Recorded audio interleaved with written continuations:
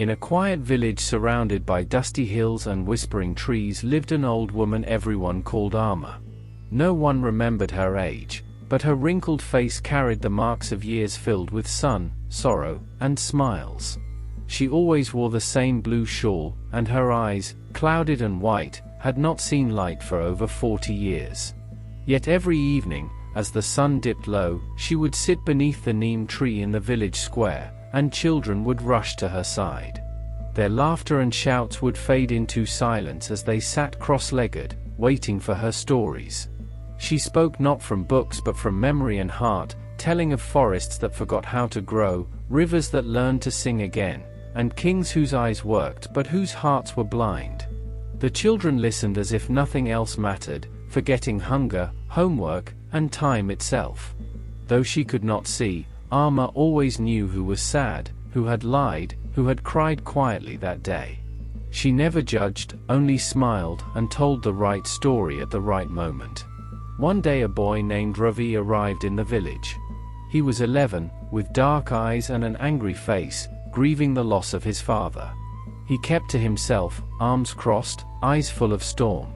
When the other children ran to Arma, Ravi stayed apart, watching.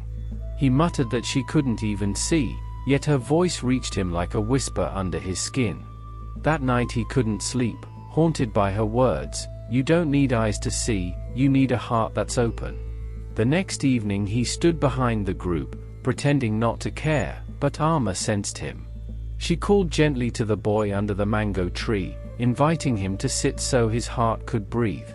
Hesitant, Ravi joined them, and she told a story of a boy who lost his father and locked his heart until someone saw him without using eyes. A tear slid down Ravi's cheek, unseen but somehow known by Arma. From then on he came every evening, listening deeply as her words stitched something broken inside him. Still, he wondered how she could know so much without sight. When he asked, she explained that eyes show the outside, but losing them teaches you to see with the soul, to hear the weight in a breath, to feel the silence someone carries, to see not appearances but truth. Ravi began to believe again, not in magic but in something deeper than sight. One evening a bitter villager named Ramesh mocked her, calling her a beggar who could teach nothing. Before Ravi could defend her, Arma simply said that sometimes those without eyes see more than those who only look. The square fell silent, and Ramesh walked away.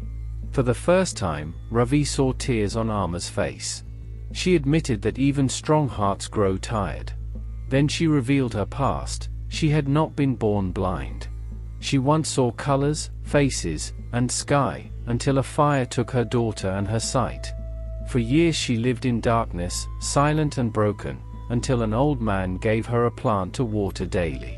When it bloomed, she cried not in pain but in peace, realizing life still grows even in darkness. That was when she began telling stories, not to escape pain but to share what she had learned. Ravi hugged her, tears streaming, and the village square felt alive like a heartbeat. That night no story was told, but the truth itself was enough. From then on even adults came to listen, and Ravi never missed an evening. He began to help, to care, and to see people as Arma had taught him. She told him that every kind word and effort is like a raindrop, small, unseen, yet powerful enough to change a desert. And when eyes can no longer see, the heart learns to see, which is the greatest gift of all.